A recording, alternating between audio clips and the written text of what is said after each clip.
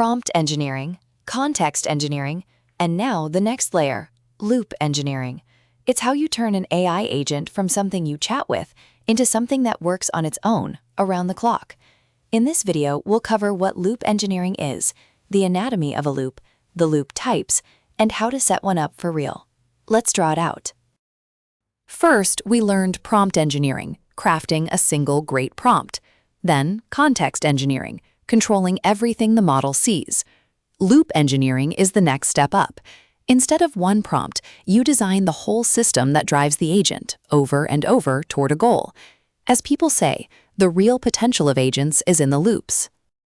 So, what is loop engineering? It's the practice of designing the system that prompts an agent on a trigger or a schedule, instead of you typing each prompt by hand.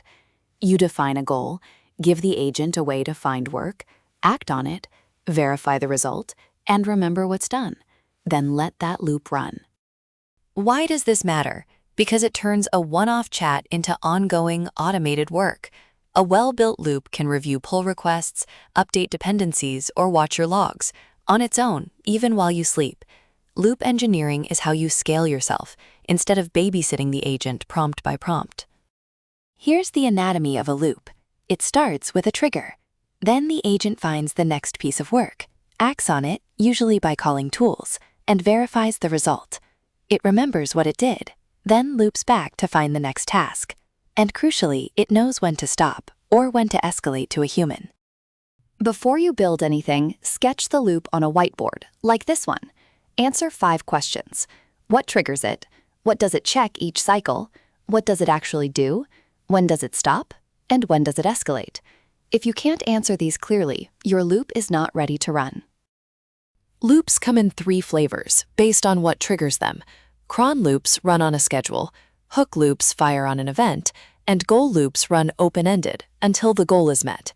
Most real setups use one of these, or a mix of all 3. First, cron loops. These run on a fixed schedule, every 5 minutes, every morning, every night. They're perfect for recurring checks and polling. Monitor a queue, summarize yesterday's logs, or post a daily report. Predictable, simple, and easy to reason about. Second, hook loops. These are event-driven. The agent wakes up when something happens. A pull request is opened, a file changes, a test fails, a message lands in a channel. Hook loops are reactive. They do the work the moment it appears, instead of waiting for a schedule. Third, goal loops. You give the agent an open-ended goal and let it keep working until it's done. These are the most powerful and the most dangerous. Without strict limits, a goal loop can run away, burning time and money. So goal loops need the tightest guardrails of all. Now let's set one up, for real. Step 1. Pick a single recurring task you already do by hand. Pull request reviews, dependency updates, log monitoring, inbox triage. Don't try to automate everything. Choose one narrow, well-defined job and master that loop first. Step 2. Write it as a prompt with a clear stop condition. Spell out exactly what the agent should do each cycle and, just as important, when it should stop. A loop without a stop condition is a runaway. The stop condition is what makes it safe to leave running. Step 3. Choose your loop type. Is it time-based? Use a cron loop. Does it react to an event? Use a hook. Is it an open-ended goal? Use a goal loop, with caps. Match the trigger to the type, and your loop fits the job naturally. Now the most important part, the verifier. Your loop needs a way to actually check its own work, a success function it can evaluate. Did the tests pass? Did the links resolve? Is the output valid? You can use deterministic checks or an LLM grader.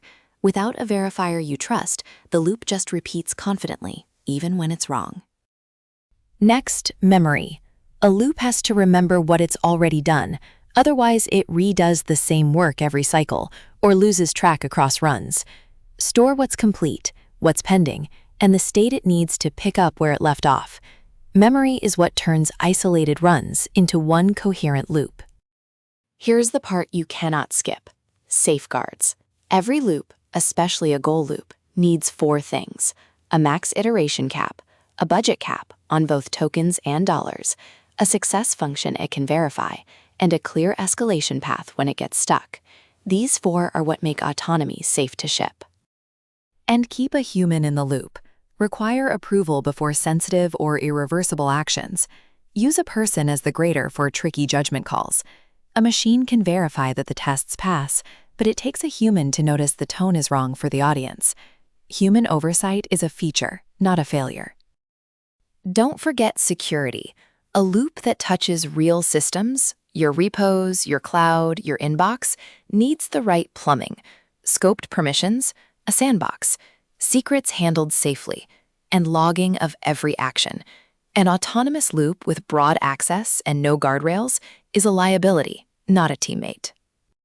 As your loops mature, you stack them. The inner agent loop does the work.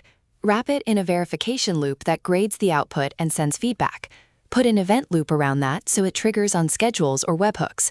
And over time, add an improvement loop that studies what happened and makes the agent better. Loops inside loops, each one raising quality. The good news, the tooling already exists. Claude Code ships a loop command, cron scheduling, and dynamic workflows. OpenAI's Codex has an automations tab with recurring schedules and sub-agent spawning. And frameworks like LangChain let you stack agent, verification, and event loops together. Let's make it concrete. Say you want to babysit your pull requests. A cron loop runs every 15 minutes. It checks for open PRs, reviews each one, and leaves comments. And if the tests are failing, it summarizes why. Anything complex or risky, it escalates to you. That's a complete, safe loop. A few best practices to finish. Start with one narrow loop. Trust, but always verify. Set a sensible cadence. Don't run every minute if every hour will do. Watch your costs, and log everything so you can debug and build trust. Then, and only then, expand to the next loop. A few traps to avoid. Launching with no stop condition, so the loop never ends. Skipping the verifier, so it repeats mistakes confidently. Making the scope too broad on day 1. Forgetting to log, so you can't debug or trust it. And handing over full autonomy before you've earned that trust with data. And know when not to build a loop at all. If a task happens rarely, the setup isn't worth it. If you can't define what success looks like, the agent can't verify itself. And if a mistake would be costly with no safe rollback, keep a human firmly in charge. Loop the safe, repetitive work, not the rare, high-stakes calls. Here's the mindset shift. You're no longer the operator typing prompts. You're the engineer designing the system that operates. Your job becomes authoring good loops, building verifiers you trust, and setting the limits. The teams that learn this early will gain a serious compounding edge. So, to recap, loop engineering is designing the system that drives an agent, a trigger, find work, act, verify, remember, and stop. Choose cron, hook, or goal. Add a verifier, memory, and hard guardrails, and keep a human in the loop. That's how you build an agent that works for real, on its own.